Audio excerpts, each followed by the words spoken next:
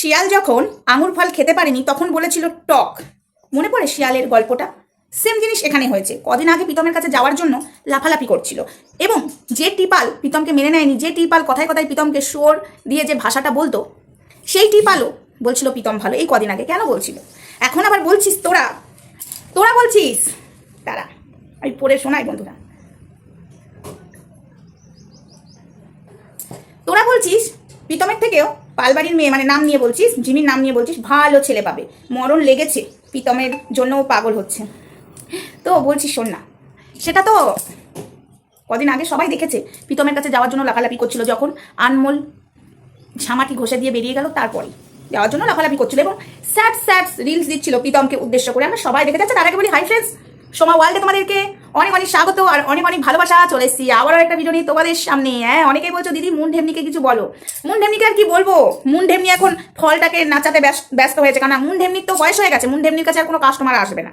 এখন ওই ফলটাকে তৈরি করছে, কারণ মুন ঢেমনি নিজের কাস্টমারের সাথে ফলটাকে দিয়ে কথা বলায়। এখন মুন ঢেমনি প্রমাণ দেওয়ার ভয়ে, প্রমাণ তো আর দিতে পারবে না, যা যা এলিগেশন লাগিয়েছিল এবং চিঙ্কি মাসি যা যা বলতে বসিয়েছিল ওই ঢেমনিকে দিয়ে, তো সেই ঢেমনির কাছে আমি ওপেন প্রমাণ চেয়েছি। সেই ঢেমনি এখন প্রমাণ দিতে পারবে না বলে সেই ঢেমনি এখন তলে তলে কাজ করছে, তলে তলে বদনাম করছে। বাট আমাকে নিয়ে ওই ঢেমনি এখন আর কিছু বলবে না, যদিও বা বলে ভেবে নেবে ওই চিঙ্কি মাসি বসিয়েছে, ওই ঢেমনি তো সবই ঢেমনি। তো এখন ঢেমনি ব্যস্ত আছে, ফলকে রেডি করছে, কারণ ঢেমনি যেভাবে কাস্টমার ধরে ধরে এতদিন চালিয়েছে, এবার আর ঢেমনির শ্যাওলা পড়ে গেছে, কাস্টমার আর আসবে না। তাই ঢেমনি দেখছে আমার তো একটা ফল আছেই, সেই ফলটাকেই রেডি করি, সেটা করতে ব্যস্ত। তাই ঢেমনি মুনকে আমি পরে বলবো, কালকে বলবো না ভিডিওতে, বা আজকেও বলতে পারি, বা দুদিন বাদেও বলতে পারি। এখন হলো কথা, এই আঙুর ফল যখন শিয়াল খেতে পারে না তখন হয়ে যায় টক। আঙুর ফলটা টক ছিল তাই আমি খেলাম না, কিন্তু সে তো খেতেই পারেনি, গাছটা তো উপরে ছিল। তো সেখানে এই অবস্থা হয়েছে। এই ঝিমি পাগলির কিছু বান্ধবী এসে কমেন্টগুলো দেখো যে হ্যাঁ ওই প্রীতমের থেকে ভালো ছেলেও পাবে। দেখতেই তো পাচ্ছি কত ভালো ছেলে পেলো, বিট্টু এলো খারাপ, আর তারপরে আরও সবাই এলো খারাপ, আনমোল বিস্কুট খারাপ। এখন আবার দেখলাম প্রীতমের কাছে যাওয়ার জন্য লাফালাফি করলো। প্রীতমের কাছে এখন যেতে পারবে না, কারণ প্রীতম তো এখন জীবন সঙ্গিনী হিসাবে কাউকে খুঁজে নিয়েছে, সেটা তো বুঝতে পেরেছে। তাই এখন আবার বলছে হ্যাঁ প্রীতমের থেকেও ভালো ছেলে পাবে। তো প্রীতমের থেকে ভালো ছেলে পাবে খোঁজ খোঁজ। আর আরেকজন কমেন্ট করেছে, বেশ ইন্টারেস্ট, কমেন্টটা 2 লাইন বলছে, এত বড় চোথা লিখেছে, মানে এমনভাবে চোথা লেগেছে মায়ের থেকে মাসির দরদ বেশি। বলছি শোনো না, চিঙ্কি মাসি তার মেয়েকে ঢ্যামনামোপানা করতে সাহায্য করে। চিঙ্কি মাসি যদি চাইতো তার মেয়ের সংসার হোক, চিঙ্কি মাসি যদি চাইতো তার মেয়ে জীবনযাপন কাটাক ভালোভাবে, তাহলে চিঙ্কি মাসি মেয়েকে নিয়ে এরকম নোংরামোপানা করতো না, আর প্রীতমের সাথে সংসার করতে দিত। প্রীতমের বাড়ি থেকে বারবার নিয়ে চলে আসতো না, মেয়েকে বোঝাতো যে সংসার করতে গেলে অনেক কিছু মানিয়ে গুছিয়ে নিতে হয় মেয়েদেরকে, ঠিক আছে? তাই বলে মারধর না, আমি এটাকে আমি সাপোর্ট করছি না, মারধরকে মেনে নেবে।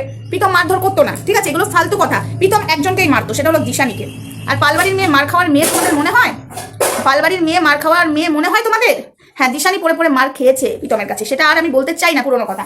কিন্তু কথাটা হলো এই যে ঝিমি, তুমি যে কমেন্টটা করেছো, হ্যাঁ তুমি চাও না মেয়েটার সংসার হোক, তুমি চাও না। আমার খুব মেয়েটার জন্য কষ্ট হয় গো, মেয়েটার মা কত কষ্ট পায়, আর মেয়েটা কত কষ্ট পায় আমি এটা সহ্য করতে পারি না। বাবা রে, মায়ের থেকে মাসির দরদ বেশি, চিঙ্কি মাসির কষ্ট হয় আর তোমার এত কষ্ট হয়। তাহলে এক কাজ করো না, তোমার আশেপাশে আত্মীয় স্বজনের মধ্যে কোনো ছেলে নেই, বিয়ে দিয়ে দাও না, বিয়ে দিয়ে দাও, আর মেয়েটার সংসার হোক।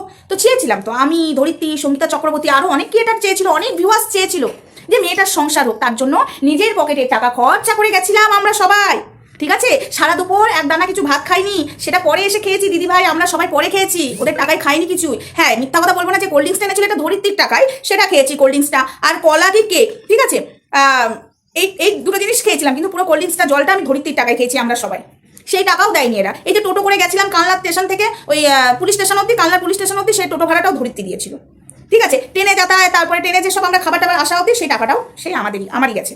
তাই বলছি মায়ের থেকে মাসির দরদ বেশি দেখিও না। সংসার করতে মানে ও যাতে করতে পারে তার জন্য আমরা নিজেদের সংসার ফেলে দিয়ে সেই মেয়েটার পেছনে ছুটেছিলাম যাতে মেয়েটা সংসার করতে পারে। এখন এসে এসব কথা বলবে না, একদম সহ্য হয় না, বুঝেছো? একদম সহ্য হয় না। আমি জানি তুমি কি বলতে চাইছো, তোমরাই পারো প্রীতমের সাথে সংসারটা জোড়া লাগাতে। আবার কেন লাগাবো? মরবো নাকি? প্রীতমের জীবনটা শেষ করবো নাকি আবার? প্রীতমের জীবনটা আবার শেষ করবো? নরকের থেকে প্রীতম মানে বেরিয়ে এসছে, আবার নরকে ঠেলে দেবো? হ্যাঁ, তোমাদের মনে হচ্ছে নরকে ঠেলে দেবো? এই কাজটা আর করবো না। আর এটাও প্লিজ কমেন্ট করো না, লজ্জা হওয়া উচিত, ঠিক আছে? আরও অনেক বড় তুমি কমেন্ট করেছো, সেই কমেন্ট আমার পড়ার অত ধৈর্য নেই। 2-3 লাইন প্রথমটা আমি দেখেই বুঝে গেছি তুমি কি অ্যাকচুয়ালি বলতে চাইছো। আর প্রথমে লাইনেই তুমি বুঝিয়ে দিয়েছো যে পালবাড়ির মেয়ের সংসারটা যাতে আমরা আবার জোড়া লাগাই। কার সাথে? ডিভোর্স হয়ে গেছে, তো ডিভোর্স হয়ে গেছে। আর সব থেকে বড় ব্যাপার, ও তো প্রীতমের থেকে ভালো ছেলে পাবে, পেয়েছে, ভোগ করেছে, আনন্দ করেছে, ফুর্তি করেছে, ছেড়ে দিয়েছে। ও মেয়ে তো ফুর্তি করে, আচ্ছা ওই মুন ঢেমনির মতো একটা করে ধরে বছরের পর বছর ধরে বিয়ে করে, আবার তাকে ছেড়ে দেয়, ব্যাস হয়ে যায়। ওদের হলো এক্সচেঞ্জ করা, চা খাবো ভাত ফেলবো, একই ভারে চা খাওয়া এদের পছন্দ হয় না, বুঝেছো?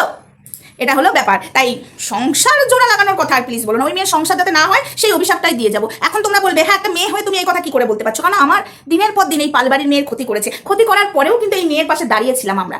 তারপরেও এই রিসেন্টলি 1-1.5 মাস হয়েছে আমার দুটো চ্যানেলে আনমোলকে দিয়ে স্ট্রাইক দেওয়া করিয়েছে কে? এই মেয়েটা। তাহলে এই মেয়েটার এত ভালো চাওয়ার পরেও, নিজের টাকা খরচা করার পরেও, নিজের সংসার বাদ দিয়েও, রাত নেই দুটো নেই মেয়েটাকে সাপোর্ট করে গেছি, যখন মেয়েটা ফোন করে গেছে, যখন রাত দুটো নেই, আড়াইটা নেই, তিনটে নেই, কান্নাকাটি করেছে, 1 ঘন্টার পর ঘন্টাকে ফোনে রেখেও ঘুমিয়ে গেছে, তারপর ফোন কেটেছি আমি আর ধরিত্রী। কম করেছি মেয়েটার জন্য, কম করেছি। এখন সেই মেয়ের ভালো হোক আমি আর চাই না। কেন চাই না বলো তো? সেই মেয়ে আমার ক্ষতি করেছে। কারণ আমি বাসের পর বাস খাবো, 1বার ক্ষতি করেছে, ঠিক আছে মেয়ে মানিয়ে নিলাম, 2বার ক্ষতি করেছে মানিয়ে নিলাম, 3বার ক্ষতি করেছে মানিয়ে নিলাম, 4বারের বেলায় আর পারছি না। আজকে এই যে আমার এত বড় চ্যানেলটা, আজকে যে সাবস্ক্রাইবটা দেখতে পাচ্ছ না, যে সাবস্ক্রাইবটা রয়েছে, আজকে যে ভিউজটা দেখতে পাচ্ছ, ভিউজটা আমার কমে গেছে, তাই না? অবশ্যই এখানে আমি আর্নিং করতে এসেছি, এখানে যারাই এসেছে তারাই এখানে আর্নিং করছে।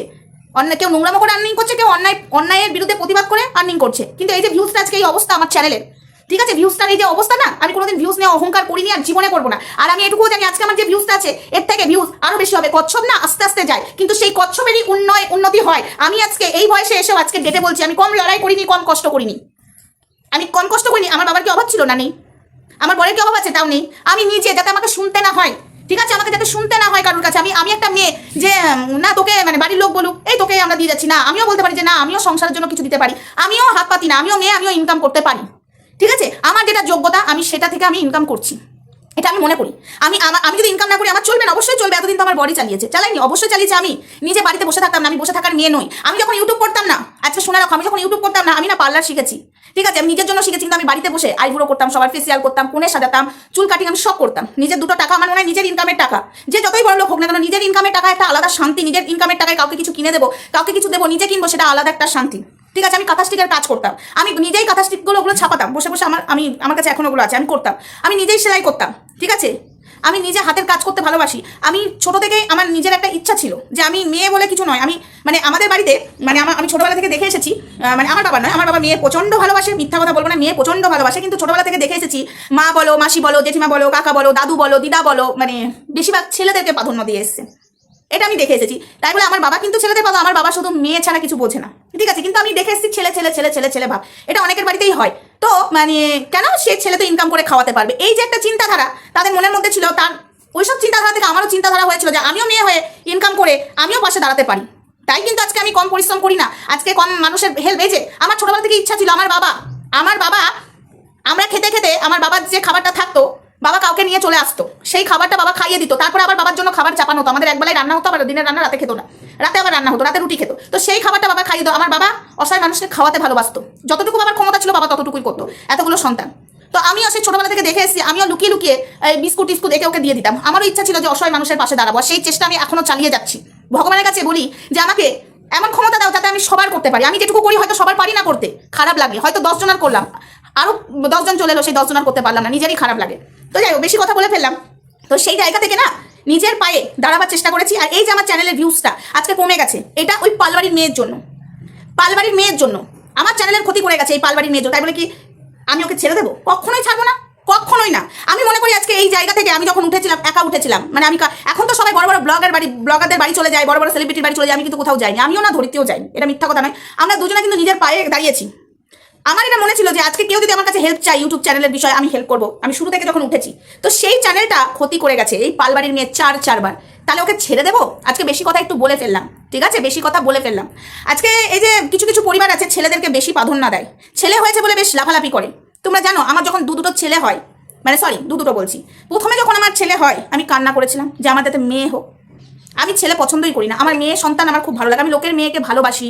আমি এখনো, আমার বাড়িতে মেয়ে নেই, আমার বাড়িরও মেয়ে আছে, মেয়েকে ভালোবাসি, সেরকম লোকের মেয়েদের প্রতি আমার একটা আলাদা, আমি জানি না মেয়েদেরকে এত কেন ভালোবাসি আমি, বুঝেছো কেন বলো তো? ওই যে ছোটবেলা থেকে দেখে এসেছি, দিদাকে দেখে এসেছি, আমি আমার মাসিকে দেখে এসেছি, আমি আমার মামা মামিদের সবাইকে দেখে এসেছি, আমার মাকে দেখে এসেছি। ছেলে ছাড়া কিছু বোঝে না, ছেলে মানে বিশাল কিছু, ছেলে করে খাওয়াবে, মেয়ে তো পারবো না। কিন্তু আমার বাবা মেয়ে ভালোবাসতো সবসময়, আমার বাবার আদরের মেয়ে আমি আর আমার দিদি, ঠিক আছে। কিন্তু ওই যে দেখে এসেছি ছোটবেলা থেকে, তাই বলে কি আমাদেরকে অবহেলা করেছে আমাদের মা মাসি জেঠিমা? না, অবহেলা করেনি, কিন্তু ছেলের আসনটা সবসময় বড় ছিল, মানে ছেলে বড় আসনে বসবে, ছেলের আগে সবকিছু, তারপরে মেয়েরা। এই জিনিসটা দেখে আসার পরে না আজকে কেন এই জিনিসটা ছেলেরা করে খাওয়াবে, আগেকার লোক ছিল তো, ছেলেরা তো ইনকাম করবে, মেয়েরা তো বিয়ে করে পরের বাড়ি চলে যাবে। কিন্তু সেই জায়গা থেকে আমি বলেছিলাম, আমি ভেবেইছিলাম মনে মনে যে আমিও ইনকাম করে দেখাবো, আমিও ইনকাম করে পাশে দাঁড়াবো, ঠিক আছে। আজকে এই পালবাড়ির মেয়ে যেভাবে আমার ক্ষতি করে গেছে, ওকে যে আমি সাপোর্ট করেছি আমার সংসারের পরোয়া না করে, একদিন ওকে বিচার করবে, ভগবান করবে, আর সেই বিচার ওকে করছে, আর আমি দেখবো, ঠিক আছে, আমি দেখবো। তাই প্লিজ ওকে নিয়ে আমার কাছে কিছু বলতে আসবে না। চলো সবাই ভালো থেকো, সুস্থ থেকো, দেখা হচ্ছে নেক্সট ভিডিওতে।